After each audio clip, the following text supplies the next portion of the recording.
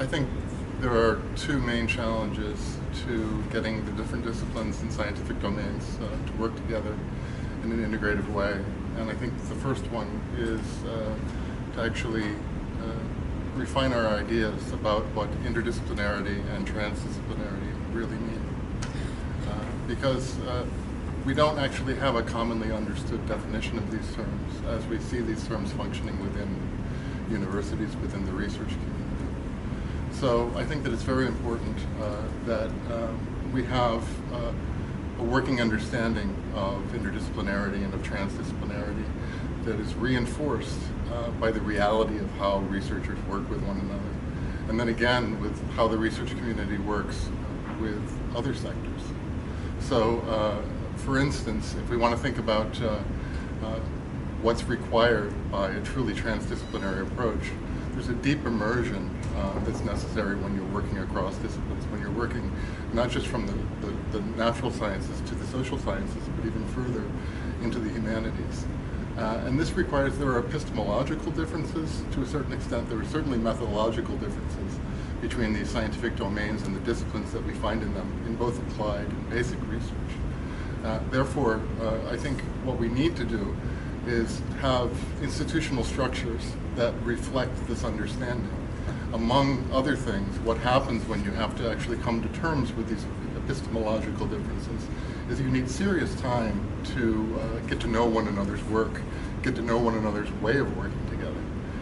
And without that, it's really hard to do truly integrative, co-designed, co-executed, and co-delivered research. Therefore, I think we really need to have funding structures that take into consideration what that means in reality. We need to create opportunities for more deep immersion in conversations that allow us to understand where we're all coming from different disciplines in addressing sort of problem-driven research.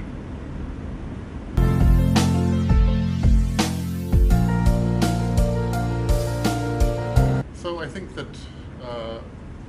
my society, coming from the Nordic countries, I think as indeed for many societies in different regions around the world, can achieve much more by bridging the gap between research and education, and then also thinking about lifelong learning as well as what's necessary sort of at the beginning levels of education to help prepare the citizenry and help to prepare society actually for the challenges of the kind of transdisciplinary and transsectorial collaborations that we need to achieve a sustainable society.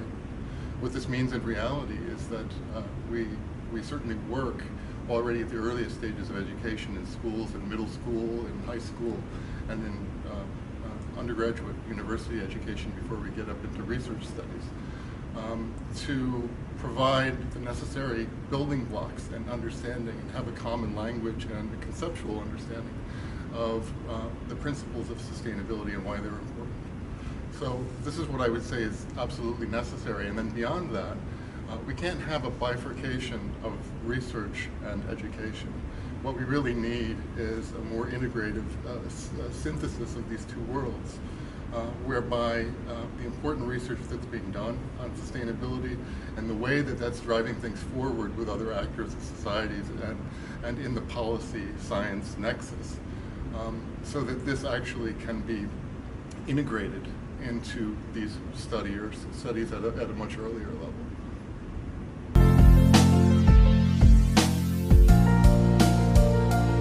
In practical terms, I think what the research community, what our institutions, and particularly what research funders need to do is to support the integrative kind of work that's coming out of transdisciplinary research.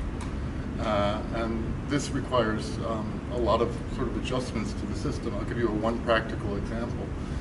Knowledge is often in university settings in the academy organized in terms of departments and schools which have their own basis of funding, which are often where you have subjects and disciplines that are identified with where the administrative unit is an extension of that subject area.